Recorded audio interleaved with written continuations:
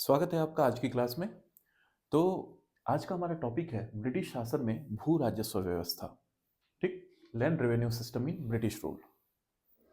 अब जरा इस चीज को आप ध्यान रखिए कि कैसे लैंड की रेवेन्यू जनरेट होती थी और किस तरह से लोग लेते थे जब ब्रिटिश आए। इसके पहले क्या था, इसके बाद क्या सिस्टम बदल गया।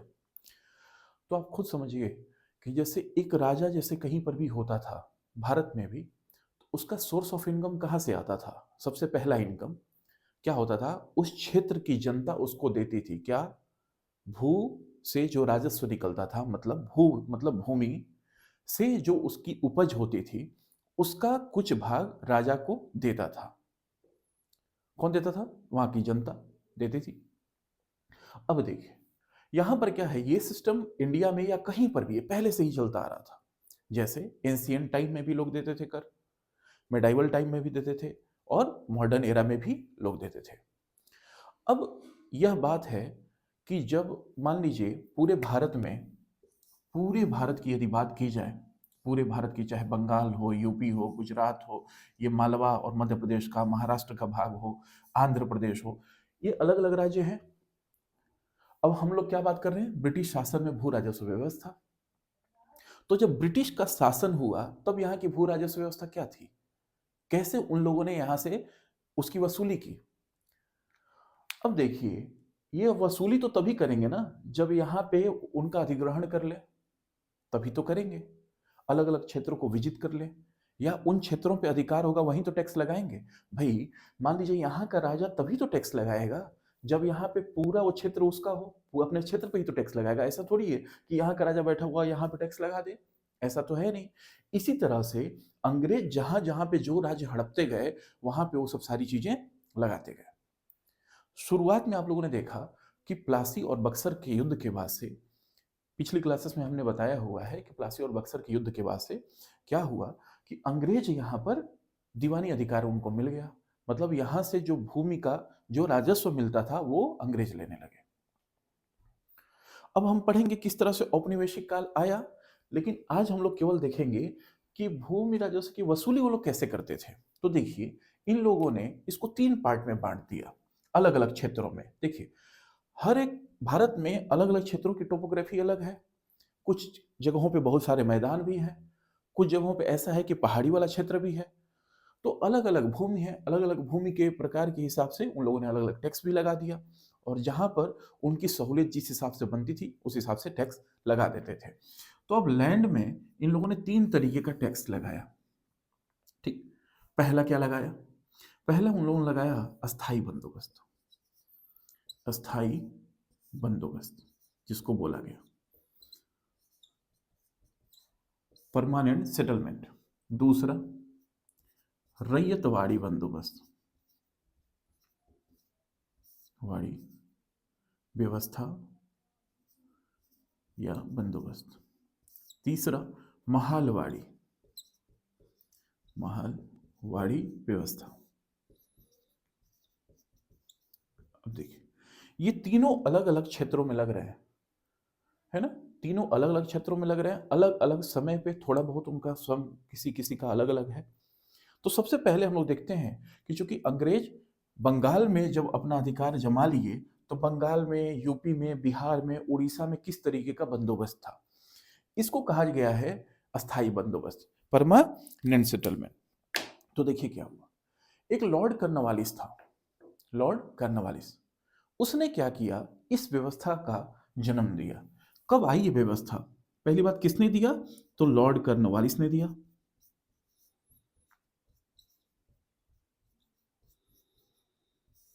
कब दिया? तो 1793 में। यहीं से क्वेश्चन पूछा जाता है कि परमानेंट सेटलमेंट किसके द्वारा लाया गया, परमानेंट सेटलमेंट किसके द्वारा लाया गया। तो देखिए यहां पर क्या बात हुई, एक थे जॉन शोर और दूसरे थे जेम्स ग्रांट। कौन थे? जॉन शोर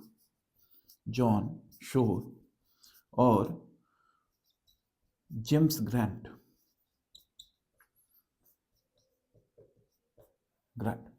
इन लोगों ने भी विचार दिया अस्थाई बंदोबस्त का। क्या विचार दिया? इसके पहले तक क्या होता था कि वहां का बंगाल का जो नवाब था वो कर वसूलता था। अब अंग्रेज क्या किए, अब इनके सामने दुविधा था, डायरेक्ट जाते तो बंगाल का इतना बड़ा क्षेत्र जिसमें बंगाल, बिहार, उड़ीसा, वर्तमान का बांग्लादेश, पूरा क्षेत्र उनके अंतर्गत था। अब इतने बड़े क्षेत्र से वसूली करने के लिए इनको क्या करना पड़ता, इतने आदमियों की भी जरूरत पड़ती।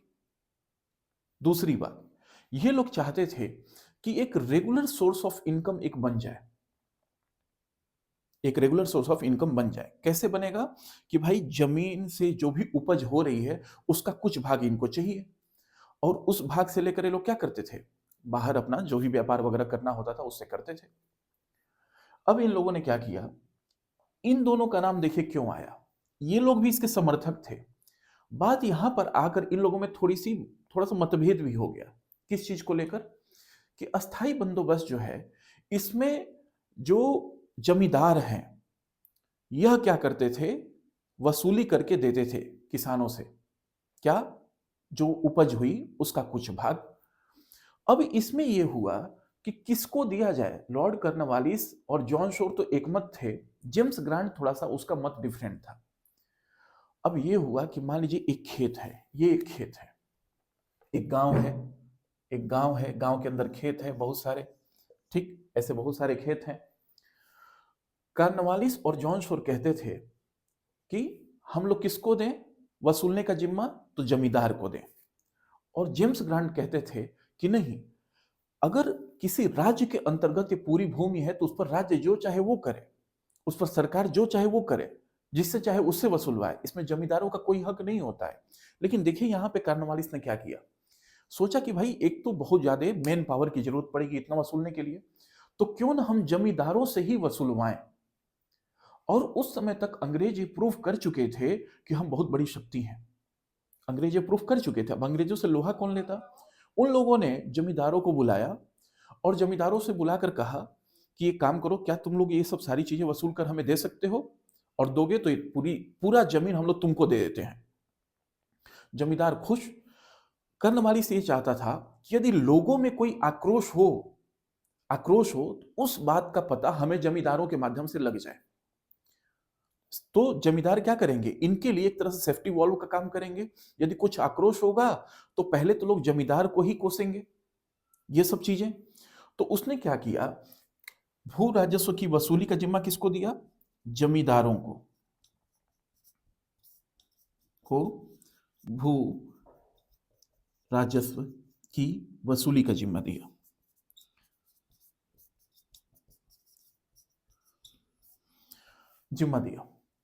अब इनके साथ ही साथ एक कंडीशन और लगा दिया, कहा कि आपकी जमींदारी तभी तक रहेगी जब तक आप हमें एक निश्चित समय, जैसे मान लीजिए एक कोई 1 जनवरी का डेट मान लीजिए, 1 जनवरी का उन्होंने डेट निर्धारित कर दिया है, तो उस तिथि तक उनके पास यदि जमींदारी की रकम नहीं आई, जमींदारी का अनाज वगैरह नहीं आया, तो उसकी जमींदारी छीन ली जाती थी। और उस तारीख की शाम तक का ये लोग समय देते थे, शाम मतलब सूरज ढलने का। इसलिए वहां पे एक सनसेट लॉ इसको बोला गया। क्या बोला गया, सनसेट लॉ। सनसेट मतलब सूर्यास्त का कानून एक बनाया उन लोगों ने कि इस पर्टिकुलर तिथि तक हमारे पास सारा क्या होना चाहिए, कलेक्ट हो जाना चाहिए। अब अगर यदि वो कम नहीं दे पाया जमींदार, तो क्या होता था, उससे जमींदारी लेकर और दूसरे को दे दी जाती थी। अब मान लीजिए एक गांव है, जिस गांव में आप रहते हैं, या किसी, आप लोग इमेजिन कर लीजिए, सबका संबंध किसी न किसी गांव से तो होगा ही। मान लीजिए उस गांव की जमींदारी, जो जमींदार या ये 2-4 गांव का जो जमींदार रहता था, उसको सब लोग जानते थे, और उससे जमींदारी लेकर किसी दूर दराज क्षेत्र के किसी जमींदार को दे दिया जाएगा, तो वह लोगों की पीड़ा समझेगा क्या, लोगों का दुख दर्द समझेगा क्या, नहीं समझेगा। तो अब ज्यादा रकम वसूलने के चक्कर में वो क्या करता था, ज्यादा रकम वसूलने के चक्कर में वो लोगों के ऊपर प्रताड़ना करता था, प्रताड़ित करता था लोगों को। अब लोग परेशान होने लगते थे। तो इससे क्या हुआ, लोगों में आक्रोश भी होने लगा। लेकिन अंग्रेजों के लिए तो एक परमानेंट एक एक बन ही गया रास्ता, आय का स्रोत, वहीं से पैसा आने लगा। तो अस्थाई बंदोबस्त में हमें क्या देखना है कि बस यही चीज कि भूमि का स्वामी कौन हो गया? पूरे जमींदार। वसूल कर कौन टैक्स इनको देता था? जमींदार। और यह जितना भी ब्रिटिश भारत का क्षेत्र था उसमें 19% पे 19% क्षेत्रों पर क्या लागू था? अस्थाई बंदोबस्त। मतलब मान लीजिए भारत का यदि 100% क्षेत्र था उसमें 19% पर कौन सा बंदोबस्त लागू था? अस्थाई बंदोबस्त। इसके अंतर्गत कौन कौन से क्षेत्र आते थे? तो बंगाल हो गया, उड़ीसा हो गया, बिहार हो गया, है ना, और बनारस हो गया, ये सब क्षेत्र आते थे। कब आया? 1793 में ये सब चीजें। और इसमें अगर पूछ दे कभी कि सनसेट लॉ किस लैंड लैंड रेवेन्यू सिस्टम में आया, तो ये परमानेंट सेटलमेंट या अस्थाई बंदोबस्त के रूप में आया था। अब इसमें हिस्सा कितना होता था, अंग्रेज कितना लेते थे और उनको कितना देते थे, ये भी पूछा जाता है।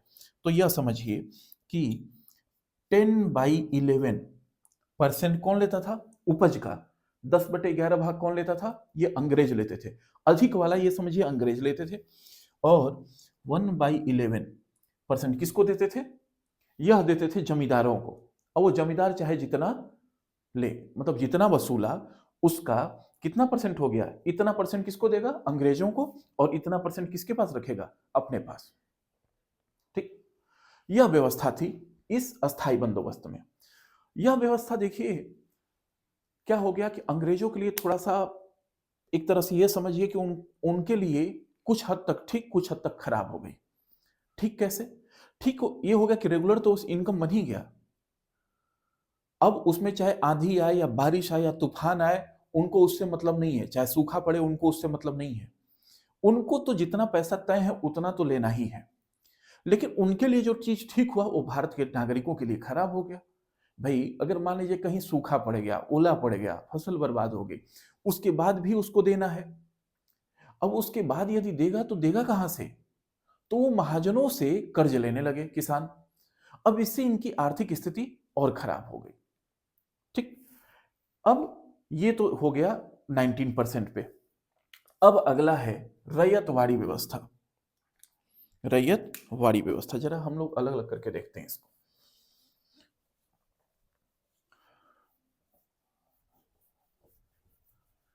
देखिए रैयतवाड़ी व्यवस्था जो है ये पहले मद्रास में लाया गया।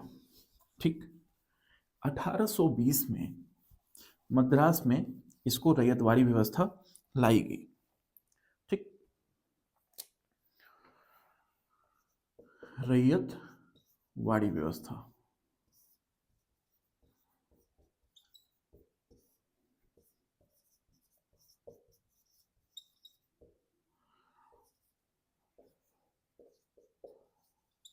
सिस्टम क्या किया गया, इसको कहा गया कि ये टॉमस मुनरो और कैप्टन रीड, ये दो अधिकारी थे। कौन कौन? टॉमस मुनरो और कैप्टन रीड। इन्होंने कब लाया था? टॉमस मुनरो एवं कैप्टन रीड, इन्होंने इस व्यवस्था को जन्म दिया। और एक कब आई व्यवस्था? 1820 में, 1820 में यह व्यवस्था आई। अब इसमें देखिएगा रैयत का मतलब क्या होता है? किसान। रैयत का मतलब है किसान। इसके पहले आप लोगों ने देखा था अस्थाई बंदोबस्त, उसमें पूरे भूमि का मालिक कौन होता था? जमींदार। रैयतवाड़ी व्यवस्था में भूमि का मालिक कौन होता था? किसान। इसका मतलब सरकार किससे टैक्स वसूलेगी? डायरेक्ट किसानों से। आप लोगों ने साउथ की हो सकता है कुछ मूवीज देखी होंगी जिसमें अंग्रेज आते हैं, पर्टिकुलर किसान को परेशान कर रहे होते हैं। उसमें कोई हीरो बन के आता है, मतलब इसमें भाई अब फिल्म है तो कोई ना कोई अभिनय तो करेगा ही। हीरो बनकर आता है बेचारा और वो उनको मुक्ति दिलवाता है उससे, है ना। तो लगान वगैरह मूवी में भी आप लोगों ने देखा होगा कि लगान मांगते थे सब अंग्रेज। वही व्यवस्था समझ लीजिए कि टॉमस मुनरो और कैप्टन रीड। एक कारण और भी था, जो खेत होते थे ना वहां पे थोड़ा सा मद्रास और बाद में फिर ये बंबई साइड भी लग गया। एल्फिंस्टन ने इसको बंबई में लागू किया। टॉमस मुनरो ने इसको पूरे मद्रास में लागू किया। कई बार इसमें यह भी पूछ देता है कि बंबई में रैयतवाड़ी व्यवस्था किसने लागू किया, तो उनका नाम था एल्फिंस्टन। एल्फिंस्टन ने लागू किया। इसमें क्या था, इसमें यह हो गया कि भूमि का मालिक कौन, किसान, तो लगान कौन देगा, किसान। मतलब यहां से जमींदारी खत्म हो गई, जमींदारी व्यवस्था वहां पर नहीं रह गई। इसके बाद से और क्या था, इसके बाद देखिए कि यहां पर भूमि की दर तय की गई। यह कहा गया कि भूमि का जो हम लोग जो राजस्व वसूलेंगे उसका दर कितना होगा। जैसे मान लीजिए आपका 100 किलो अनाज हो रहा है, तो कहीं कहीं 33%, मतलब 33 किलो आप देंगे, कहीं कहीं 50%, 55% तक भी ये लोग लगा देते थे। इससे क्या होगी, आर्थिक स्थिति बिगड़ने लगी। यही कारण भी था कि बाद में मद्रास में इनका बड़ा और मुंबई में इनका बहुत ज्यादा विद्रोह भी हुआ किसानों का, क्योंकि उनकी स्थिति बिगड़ गई। भाई किसी भी किसान के ऊपर अगर आप एक्स्ट्रा बर्डन डाल देंगे तो हो सकता है वो अपने परिवार को भी ना खिला पाए। और जरा इमेजिन करिए, अभी के समय में तो ग्रीन रेवोल्यूशन आने के बाद, हरित क्रांति आने के बाद से उपज बहुत ज्यादा हो गया खेतों में। आप लोगों ने शायद सुना भी होगा घर परिवार में पुराने लोगों से कि पहले खेतों में इतने अनाज नहीं होते थे, लोग अलग अलग चीजें खाया करते थे। कोई कुछ फल फ्रूट खा के रह गया, जो भी उस समय वहां पे पैदा होता था, है ना, इस टाइप की चीजें लोग खा कर रह लेते, गुजारा करते थे कैसे भी। इतना अनाज पर्याप्त मात्रा में नहीं होता था कि अपने घर परिवार का पालन पोषण कर पाए। ठीक, तो क्या होते थे, उनकी स्थिति बिगड़ने लगी। अब सोचिए उस समय तो और भी कम होता था उपज, अब और कम उपज होगा तो भाई क्या होगा, वो लोग देंगे क्या और खाएंगे क्या। यही कारण है, एक बार मैंने आप लोग को क्लास में बताया भी था कि बंगाल में तो जब भूखमरी आई तो उस समय ऐसी कंडीशन हो गई कि 3 करोड़ जनसंख्या थी, 1 करोड़ लोग मर गए, अकाल पड़ा। तो हम लोग आगे उसका भी पढ़ेंगे, अकालों के बारे में, उनकी क्या नीतियां थी, क्या मतलब कैसे क्या हुआ अकाल, उसके बाद से उस पर क्या नीतियां बनी, वो भी हम लोग आगे देखेंगे। तो इन्होंने तय किया और पूरे भारत का 50% एरिया जो था, 50% एरिया पे ये रैयतवाड़ी व्यवस्था लागू था। पूरे भारत मतलब जो ब्रिटिश के अंतर्गत जितना भारत आता था उसका 50% पे क्या लागू था, रैयतवाड़ी व्यवस्था लागू थी। ये हो गया। अब अगला आएगा आपका महालवाड़ी व्यवस्था। अगला क्या आएगा, महालवाड़ी।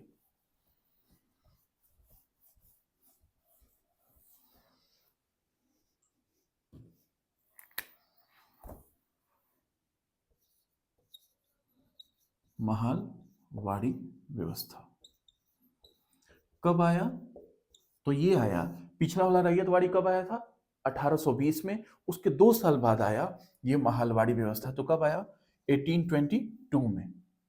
अब देखिए इसमें महाल का मतलब होता है गांव। क्या होता है, गांव, विलेज। महाल का मतलब होता है विलेज। तो इसमें क्या किया गया, अब बताया मैंने, शुरुआत में ही बताया था कि अलग अलग क्षेत्रों पे अलग अलग इनके जो कायदे कानून थे, अलग अलग क्षेत्रों पे अलग अलग तरीके से ये लोग इम्पोज करते थे टैक्स को। तो वहां पे भूमि का आवंटन इन लोगों ने इस हिसाब से किया था कि एक पूरा क्षेत्र गांव को दे देते थे और गांव क्या किसी को मुखिया बना देते थे और कहते थे कि आप हमें पूरा वसूल करके दो। गांव के मुखिया के पास यह अधिकार होता था सबसे वसूलने का कि भाई आप वसूल कर हमें दो, हम वसूल कर किसको देंगे, अंग्रेजों को।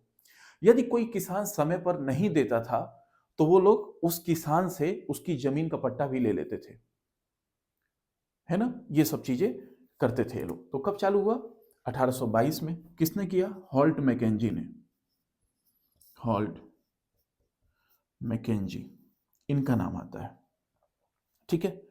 और इन्हीं के साथ साथ एक और नाम आता है मार्टिन बर्ड, पक्षी वाला, मार्टिन बर्ड, इनका नाम आता है। इन लोगों ने महलवाड़ी व्यवस्था कब चालू किया, कहां चालू किया, कब चालू किया, 1822 में।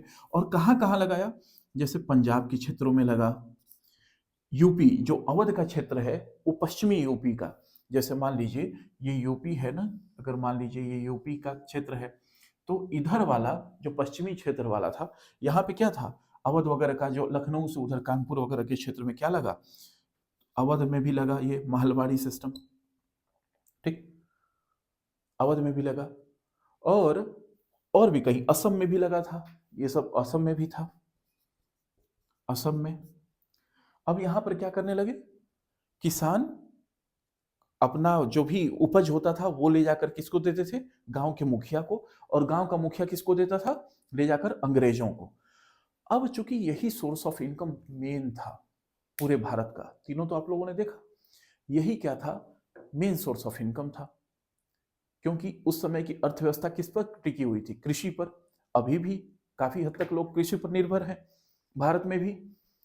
तो कृषि पर निर्भर थी। अब इससे क्या हुआ, चूंकि उपज तो हो नहीं रही, जितनी हो रही है उस से अधिकतर हिस्सा तो इनको लगान के रूप में दे देना है, मालगुजारी के रूप में दे देना है। अब इससे इनकी स्थिति और कमजोर होती गई।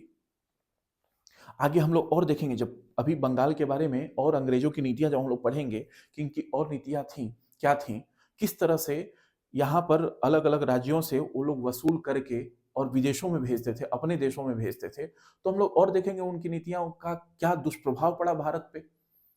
ठीक है। तो ये था भू राजस्व व्यवस्था, और ये एग्जाम के लिए बहुत ही ज्यादा इंपॉर्टेंट है। क्या क्या इंपॉर्टेंट है, पहली बात अस्थाई बंदोबस्त किसने लाया, कार्नवालिस ने। कब लाया, 1792। ठीक। उसके बाद से कहां कहां लागू थी, तो इतना आपके बंगाल, बिहार, उड़ीसा। भारत के कितने परसेंट पे लागू था, तो 19% पे। अगला रैयतवाड़ी, रैयतवाड़ी में कौन था, किसान प्रमुख हो गए, किसानों से डायरेक्ट वसूली होने लगी। भारत के कितने, ब्रिटिश शासन के कितने क्षेत्रों पर लागू था, 50%। यदि इसका पूछे तो इसका 31% हो जाएगा, ब्रिटिश भारत के 31% क्षेत्रों पर लागू था। यही से चीजें पूछी जाती हैं। ठीक है। तो इतना आप लोग याद रख लीजिएगा, कब लागू हुआ, अच्छा किसने लागू किया ये भी थोड़ा देख लीजिएगा, यहां से भी पूछी जाती हैं चीजें। तो ये इसमें से पक्का ही पूछा जाता है, ध्यान रखिएगा। पीसेस वगैरह में कहीं पर भी हो सकता है, पूछा ही जाता है इसमें से कहीं ना कहीं, हो सकता है सब इंस्पेक्टर में भी पूछ दे। तो इसको बहुत अच्छे से करके जाइएगा, इसमें से क्वेश्चन आने की संभावना बनती है। अब अगली क्लास में फिर हम लोग देखेंगे कि किस तरह से भारत उपनिवेश बना, और उपनिवेश के कारणों को समझेंगे, उपनिवेश क्या होता है, उपनिवेशवाद क्या होता है, इसको समझते हुए फिर हम लोग उसके चरणों को देखते हुए आगे चलेंगे। तब समझ में आएगा कि भारत से वाकई में उन लोगों ने किस तरह से पैसे निकाल कर लेकर वो लोग गए। तो आज के लिए इतना ही, थैंक यू सो मच।